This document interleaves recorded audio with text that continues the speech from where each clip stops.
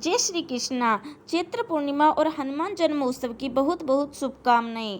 प्रिय भक्तजनों, आज के इस पावन अवसर पर अब आप सभी श्रवण कीजिए हनुमान जन्मोत्सव और चैत्र पूर्णिमा की पावन कथाएं।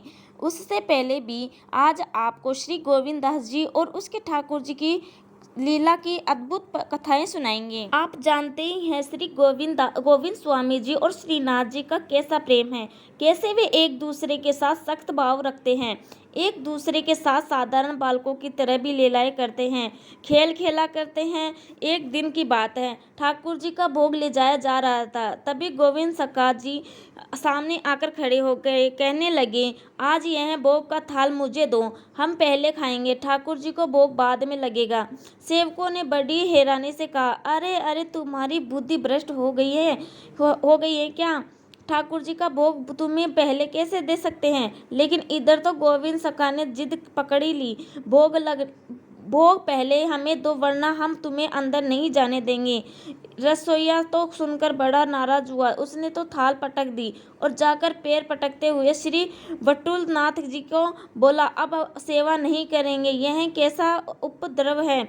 भला ठाकुर जी के भोग को रोकना और ऊपर से यह कहना कि पहले भोग हमें दो, हम खाएंगे। अरे यह भक्ति है या उद्दंडता? आज तक तो यही सिद्धांत रहा है कि ना कि पहले ठाकुर जी का भोग लगे फिर बाद में सभी प्रसाद पाएं। तो रसोइया बोला, प्रभु मुझसे यह अनीति नहीं दिखी जाती, कृपया आप अपनी सेवा किसी और से करवा लीजिए। तब श्री रसोइया जी ने तुरंत कहा, अच्छा ठीक है, गोविंद को बुलाओ। गोविंद सखा जी आए तो रसोइया जी ने बड़े प्रेम से पूछा, बेटा बता तो सही, तेरे मन में क्या है? तो ठाकुर जी से पहले भोग क्यों पाना चाहता है? गोविंद सखा ने हाथ जोड़कर विनम्रता से कहा, महाराज आप ही बताइए, मैं क्या करूं? बात दरअसल यह है कि ना कि अगर ठाकुर जी पहले भोग पा लेते हैं ना तुरंत भाग जाते हैं और फिर मुझे उनके साथ खेलने का अवसर नहीं मिलता, और अगर मैं पहले पा लूँ तो मैं बाहर ही बैठ जाऊंगा और जब ठाकुर जी बाहर निकलेंगे तब मैं उन्हें पकड़ लूंगा और उन्हें मेरे साथ खेलना ही पड़ेगा, फिर वह कहीं और भाग नहीं पाएंगे। यह सुनकर तो रसोइया जी विभोर हो गए और वे रसोइया से बोले, देखो यह लौकिक देव भाव में नहीं है, यह तो ठाकुर जी के सखा भाव में इतने डूबे हुए हैं कि उन्हें भोग पाने की इच्छा भी अगर है तो केवल ठाकुर जी के संग खेलने के लालसा से है। यह कोई साधारण भक्ति नहीं है। तुम्हें इन्हें साधारण भक्त समझने की भूल तो बिल्कुल मत करना, बल्कि यह तो मैं तुम्हें डूबे हुए सखा इनकी इस भावना का तो हमें आदर करना है और तुम भी आदर करो। तब रसोइया जी ने आदेश दिया कि अब से दो थाल एक साथ बनेंगे, एक ठाकुर जी की जो आएगी और दूसरी गोविंद सखा को। फिर तो वही हुआ। अब गोविंद सखा जल्दी जल्दी अपना थाल पाकर बाहर खड़े हो जाते थे और लगते प्रतीक्षा करने ठाकुर जी की। जैसे ही श्रीनाथ जी बाहर आते तो वह दोनों सखा दौड़ जाते वन में और वन में जाकर नृत्य कीड़ा करते।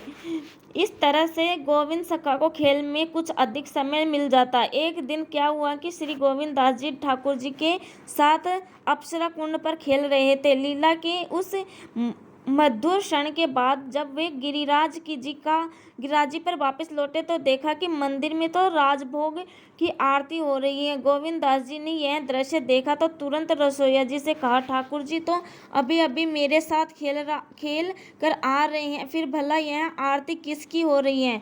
अरे भोग किसको लगाया गया? हमने तो ठाकुर जी को अभी अभी थोड़ी देर पहले ही तो हमने हमारे साथ अप्सरा कुंड पर विहार करते देखा है, और अगर आरती हो गई तो फिर इसका तो अर्थ यह हुआ कि भोग भी लग चुका, लेकिन ठाकुर जी ने तो भोग पाया ही नहीं, बल्कि वह तो अब तक भूखे ही हैं। यह सुनकर विठलनाथ गोसाई जी ने तुरंत नई रसोई बनवाने का आदेश दिया। फिर से भोग लगाया गया और नए भाव से इस प्रकार आरती संपन्न हुई।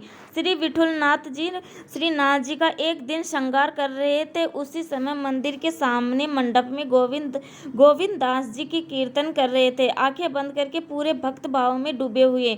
इधर ठाकुर जी श्रीनाथ जी के चुपके से कुछ छोटे छोटे कंकड़ उठा लाए और रसोइया जी की नजर बचाकर बीच बीच में गोविंद दास जी के ऊपर निशाना साधने लगे। गोविंद दास जी का गा रहे होते और अचानक उन्हें कहीं से कंकर लग जाता। वे आंखें खोलकर देखते, इधर उधर देखते, लेकिन कोई दिखाई नहीं देता। किसी ने उसके ऊपर कंकर मारा। सामने देखते तो ठाकुर जी का श्रृंगार हो रहा था और आसपास उन्हें कोई भी शरारत करता हुआ दिखाई नहीं दे रहा था। अच्छी तरह से चेक कर लेने के बाद सखा गोविंद एक बार फिर से अपने नेत्र बंद कर लेते और फिर से भजन कीर्तन में रम जाते। लेकिन अचानक से कहीं से आकर कोई नन्हा सा कंकर अभी उनके पैर में, कभी पेट पर, कभी गाल में, कभी पीठ पर लगने लगता। ऐसे ही एक दो नहीं, पूरे 810 कंकर उनके लग चुके थे। आखिरकार जब अंत में गोविंद दास जी को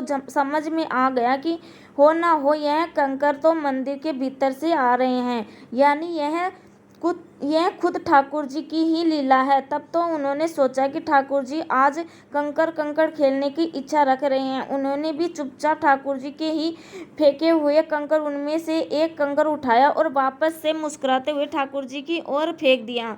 और देखिए, संयोगवश वो ठाकुर जी को लग गया। बस इतने में ही ठाकुर जी ने विठुलनाथ जी से शिकायत भी कर दी, देखो यह गोविंद हमें कंकर मार रहा है। गोसाई जी को यह सुनकर क्रोध आ गया और वे गोविंद दास जी से बोले, तुम्हें शर्म बिल्कुल नहीं आती? तुम देख नहीं रहे हो? हम तो ठाकुर जी की श्रृंगार कर रहे हैं और तुम्हें इन्हें कंकर मार रहे हो। इस पर गोविंद दास जी ने मुस्कुराकर कहा, महाराज आपने हमें तो डांट दिया, लेकिन जरा ठाकुर जी की शरारत भी तो देखिए। तो जरा ठाकुर जी ने भी तो हमें 8 कंकर मारे हैं, तब तो आपने इन्हें कुछ नहीं कहा। और एक कंकर हमने क्या मार दिया? और मारा भी नहीं, बल्कि हमने तो इनके मारे हुए कंकर का सिर्फ एक नन्हे से कंकर से जवाब दिया था, तब तो आपने इन्हें बिल्कुल नहीं कहा। हमने एक कंकर क्या मारा, हमने तो दोषी ही हो गए। क्या यही न्याय है? फिर बोले, अरे आपको तो कृपालु होना चाहिए, सब पर समदृष्टि रखनी चाहिए। गोसाई जी ने जब यह बात सुनी तो श्रीनाथ जी की तरफ देखा तो हंस पड़े। अरे यह दोनों ही तो चंचलता की मूर्तियां हैं। अब मैं भला इसको संभालूं या अब ठाकुर जी को संभालूं या फिर गोविंद दास जी को संभालूं? अब अपना खेल तुम दोनों आपस में ही निपटो, आपस में ही एक दूसरे के झगड़ा करो। इस तरह से ठाकुर जी ने अपने भक्तों के साथ लीला दिखाया करते थे। आप सभी श्रोता भी खो गए ना ऐसी भक्ति में, और यह दृश्य भी इतना तो मुझे विश्वास है कि आपकी आंखों के सामने जरूर चल रहा होगा। चलिए अब इस लीला के से बाहर आइए और अब सुनिए पूर्णिमा की पावन कथाएं। अगर आपको कान्हा जी की इसी तरह की लीलाओं की कथाएं सुनना पसंद है तो कमेंट बॉक्स में ज़रूर बताइएगा। चैत्र पूर्णिमा भगवान विष्णु और माँ लक्ष्मी जी को समर्पित होती है। वैसे तो साल की सभी पूर्णिमा तिथि अपने आप में बहुत महत्वपूर्ण है, लेकिन चैत्र पूर्णिमा को ही हनुमान जन्मोत्सव भी मनाया जाता है। आज की इस वीडियो में आप रसपान करेंगे हनुमान जन्मोत्सव की कथा और चैत्र पूर्णिमा के दिन सुनी जाने वाली कथाओं का। उम्मीद है आज की कथाएं आपको पसंद आएगी। पौराणिक कथा के अनुसार दोपहर युग में एक बार यशोदा जी ने भगवान श्री कृष्ण से कहा, कृष्ण तुम सारे संसार के रचयिता और पालनहार हो, आज कोई ऐसा उपाय मुझसे कहो जिसके करने से स्त्रियों को सौभाग्य की प्राप्ति हो और उनकी सभी मनोकामनाएं पूर्ण हो। तब भगवान श्री कृष्ण कहने लगे, हे माता, मैं आपको एक उपाय विस्तार से बताता हूँ। सौभाग्य की प्राप्ति के लिए स्त्रियों को 32 पूर्णमासियों का व्रत रखना चाहिए, जिनमें चैत्र पूर्णिमा सबसे प्रमुख है। श्री कृष्ण की आगे कहने लगे कि इस धरती पर एक राजा चंद्रहास की अनेक प्रकार से रत्नों से परिपूर्ण कर्तिका नाम की नगरी थी। वहाँ पर धनेश्वर नाम का एक ब्राह्मण था। उनकी पत्नी अति सुशील और रूपवती थी। दोनों ही उस नगरी में बड़े प्रेम से रहते थे। घर में धन धान्य की कोई कमी नहीं थी। उन्हें केवल एक ही दुख था, उनके कोई संतान नहीं थी। इस कारण वे अत्यंत दुखी रहा करते थे। एक समय एक तपस्वी उस नगर में आया। वह तपस्वी व ब्राह्मण के घर को छोड़कर अन्य सभी घरों से भिक्षा लेकर भोजन किया करता था। एक दिन हमेशा की तरह वह तपस्वी भिक्षा में मिले हुए अन्न को प्रेम पूर्वक खा रहा था कि धनेश्वर ने योगी का यह सब कार्य देख लिया। तब धनेश्वर योगी से हाथ जोड़कर बोला, महात्मन, आप सभी घरों से भिक्षा लेते हो, परंतु मेरे घर से आप कभी भिक्षा नहीं लेते, इनका क्या कारण है? तब योगी ने कहा कि निसंतान के घर से भीख पतितों के अन्न के समान होता है, और जो पतितों के अर्थात जो पापियों का अन्न खाता है वह खुद भी पापी हो जाता है। क्योंकि तुम निसंतान हो, इसलिए पापी हो जाने के भय से मैं तुम्हारे घर के भिक्षा नहीं लेता हूँ। धनेश्वर यह बात सुनकर मन में बहुत दुखी हुआ और हाथ जोड़कर योगी के पैरों में गिर पड़ा और कहने लगा, हे महाराज, अगर ऐसा है तो आप ही मुझे पुत्र प्राप्ति का कोई उपाय बताइए। आप तो स्वर्ग हैं, मुझ पर अवश्य ही कृपा करेंगे। मैं पुत्र न होने का कारण अत्यंत दुखी हूँ। आप मेरे इस दुख को दूर करें। आप तो सामर्थ्यवान हैं। यह सुनकर योगी महाराज कहने लगे, हे ब्राह्मण, तुम चंडी की आराधना करो। घर आकर उसने अपनी पत्नी को सारा वृत्तांत कहा और दुख तपस्या करने के लिए वन में चला गया। वन में जाकर उसने चंडी की उपासना प्रारंभ की और उपासना किया। देवी चंडी ने 16वें दिन उसके सपन में दर्शन दिया और कहा, धनेश्वर, जा, तेरे पुत्र होगा, परंतु वह 16 वर्ष की आयु की मृत्यु को प्राप्त हो जाएगा। अगर तुम दोनों पति पत्नी 32 पूर्णमासी का व्रत विधि पूर्वक करोगे तब वह दीर्घायु होगा।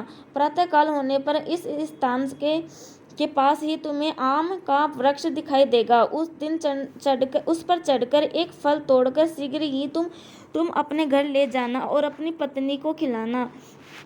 ऋतु स्नान के बाद वह शवच होकर श्री शंकर जी की साथ का ध्यान करके उनके फल को खा लेगी। तब भगवान शंकर की कृपा से उसे गर्भ ठहर जाएगा। तब वह ब्राह्मण प्रातः काल उठा तो उसने उस स्थान पर पास ही एक आम का वृक्ष देखा। उस पर एक अत्यंत सुंदर आम का फल लगा हुआ था। धनेश्वर वृक्ष पर चढ़ गया और उसने उस अति सुंदर आम के फल को देखा और जल्दी से फल को तोड़कर अपनी पत्नी को लाकर दे दिया। उसकी पत्नी ने अपने पति के कहे अनुसार उस फल को खा लिया और कुछ ही दिनों में गर्भवती हो गई। देवी की असीम कृपा से कुछ ही समय बाद उसे एक अत्यंत सुंदर पुत्र उत्पन्न हुआ, जिसका नाम उन्होंने देवीदास रखा। माता पिता के हर्ष के साथ ही अब वह बालक बढ़ने लगा। देवी की कृपा से वह बालक बहुत ही सुंदर, सुशील और पढ़ने में बहुत ही निपुण हो गया।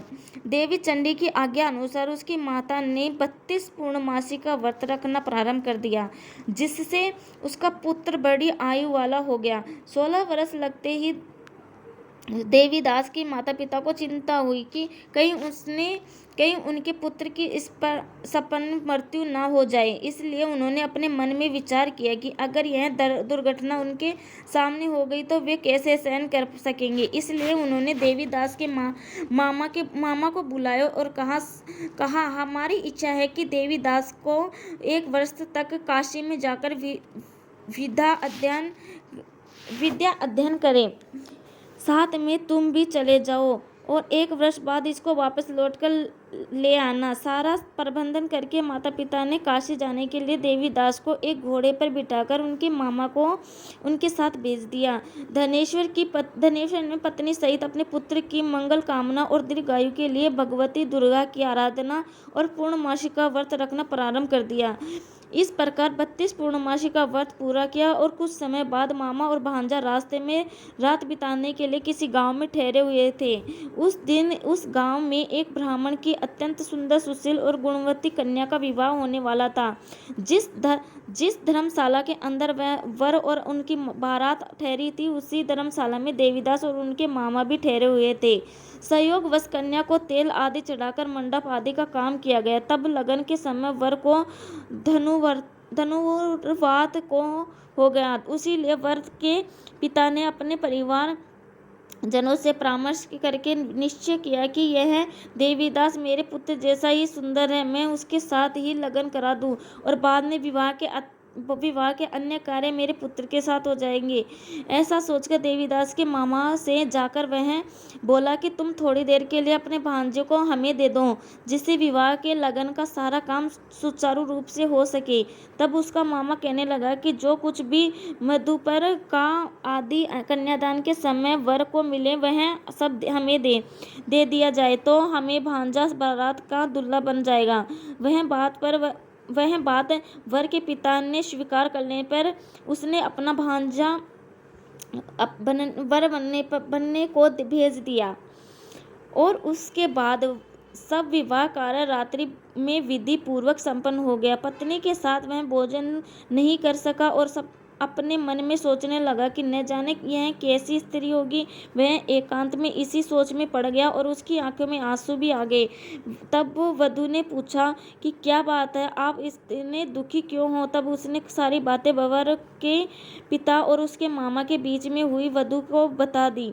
तब वह कन्या कहने लगी, यह ब्राह्मण विवाह के विपरीत हो कैसे सकता है। देव, ब्राह्मण और अग्नि के सामने मैंने तो आपको ही अपना पति बनाया है, इसलिए मेरे लिए तो आप ही मेरे पति हैं और मैं आपकी पत्नी रहूंगी, किसी अन्य की पत्नी मैं नहीं बन सकती। तब देवीदास ने कहा, ऐसा मत कीजिए, क्योंकि मेरी आयु बहुत थोड़ी है।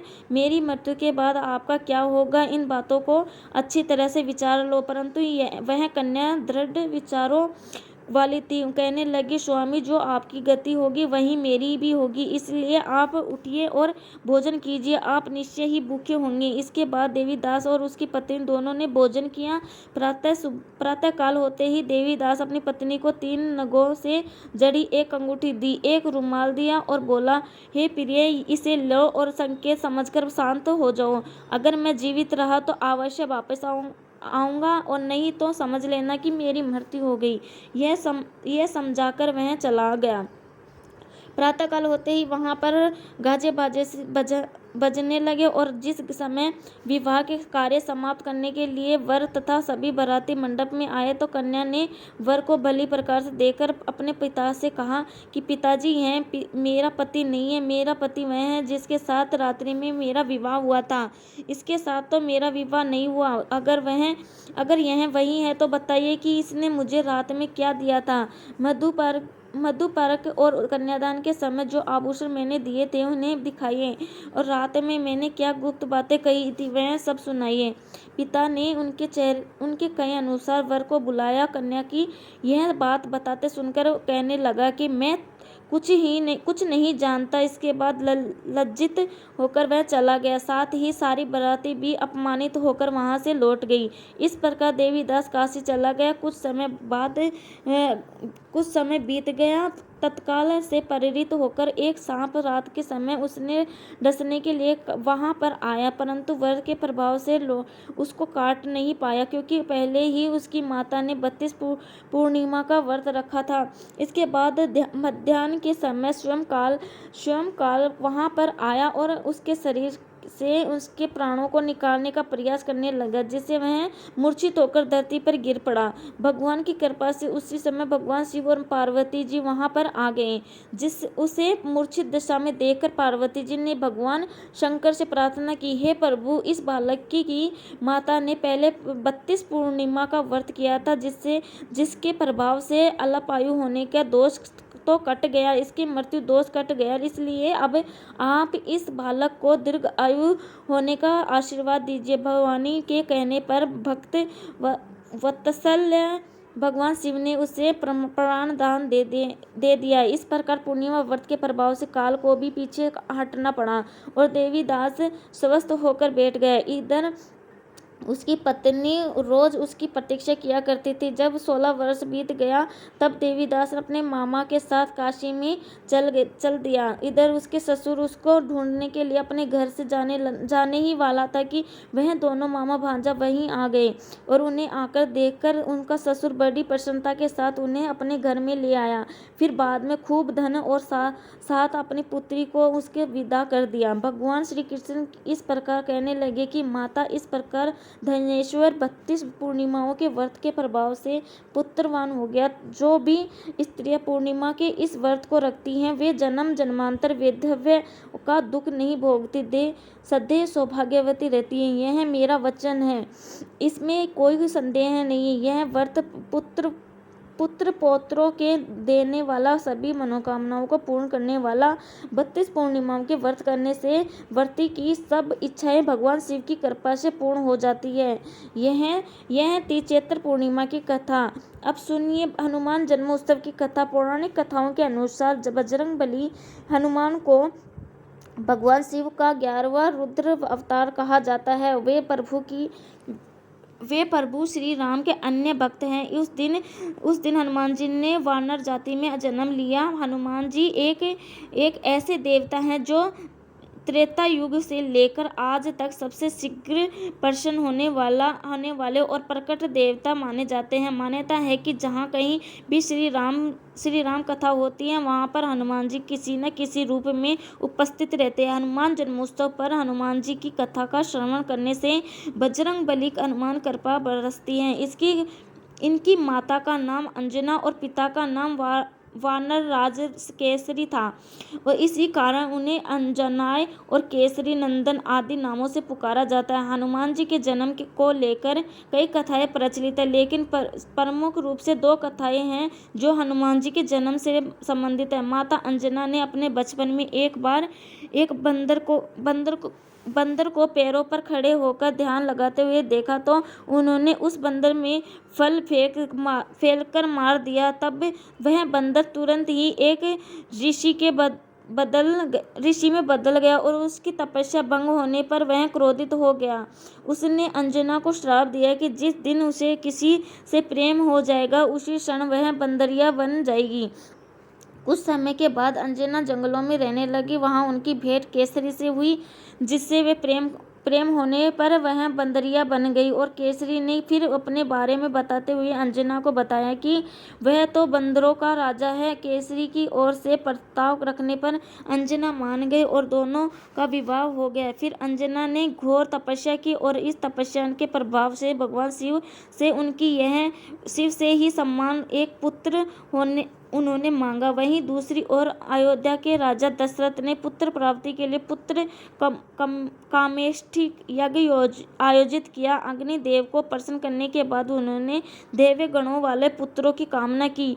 यज्ञ संपन्न होते ही यज्ञकुंड से अग्निदेव स्वयं खीर का पात्र लेकर प्रकट हुए और तीनों रानियों को बांट दिया। उसी समय रानी कैकेयी के हाथों से एक चील ने खीर छीन ली और अपने मुख में भरकर उड़ गई। चील जब उड़ी तब देवी अंजना की आश्रम से होकर गुजरी। उस समय अंजनी ऊपर देख रही थी। अंजनी के मुख में खीर का कुछ भाग गिर गया। अनायास ही वह उस खीर को निगल गई, जिस कारण वह गर्भवती हो गई। फिर उन्होंने चैत्र मास की पुण्य तिथि अर्थात पूर्णिमा को बजरंगबली को जन्म दिया। अजर अमर बजरंगबली भगवान श्री राम के अन्य भक्त हुए और सदैव ब्रह्मचारी बने रहे।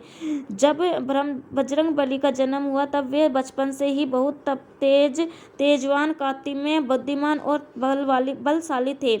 जैसे ही वे बड़े हुए वैसे वैसे उनकी बाल्यकाल की शरारतें भी बढ़ने लगी। उनके बाल्यावस्था से जुड़ी कथा है जिससे उनके महावीर बनने का वर्णन मिलता है। पौराणिक कथा के अनुसार एक दिन बालक हनुमान आंगना में खेल रहे थे। उसी समय उन्हें जोर से भूख लगी। तब उन्होंने उगते हुए सूर्य को फल समझ लिया और उन्होंने उस लाल रंग के चमकीले फल को खाने के लिए आकाश में छलांग लगा दी। वायु के वेग से वे आसमान में उड़ने लगे और देखते ही देखते सूर्यलोक पहुंच गए। जैसे ही वे सूर्यदेव के पास पहुंचे उनको निगलने के लिए अपना मुंह खोला दिया। यह देखकर सूर्यदेव वहां से भागने लगे। तब सूर्यदेव आगे आगे और बाल हनुमान उनके पीछे पीछे। यह देखकर देवराज इंद्र भी आश्चर्य में पड़ गए।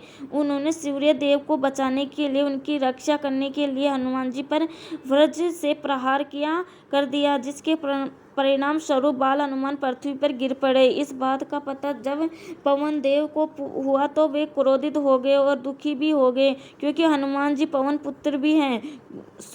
सौकाल कुल पवन देव मूर्छित हनुमान जी को लेकर एक गुफा में चले गए और वहां पर उनकी मूर्छा टूटने की प्रतीक्षा करने लगे। उधर वायुसेना वायुदेव के न होने के कारण पशु पक्षी मनुष्य सब त्राही करने लगे। संपूर्ण पृथ्वी पर हाहाकार मच गया। उधर इंद्रदेव को भी पता चल चुका कि जिस बालक पर उन्होंने प्रहार किया था वह कोई सामान्य बालक नहीं, रुद्रावतार हनुमान है।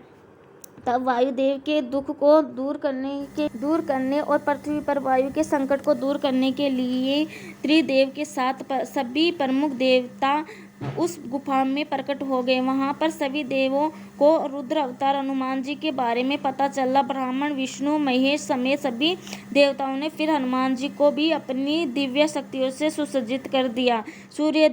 सूर्यदेव ने हनुमान जी को शिक्षा देने का दायित्व लिया। बाद में वे हनुमान जी के गुरु बने। इस प्रकार सभी देवों की शक्तियां मिलने से पवन पुत्र हनुमान महावीर हनुमान बन गए, जो अपने प्रभु श्री राम के संकट मोचन कहलाए। प्रेम से बोलिए बजरंगबली हनुमान की जय।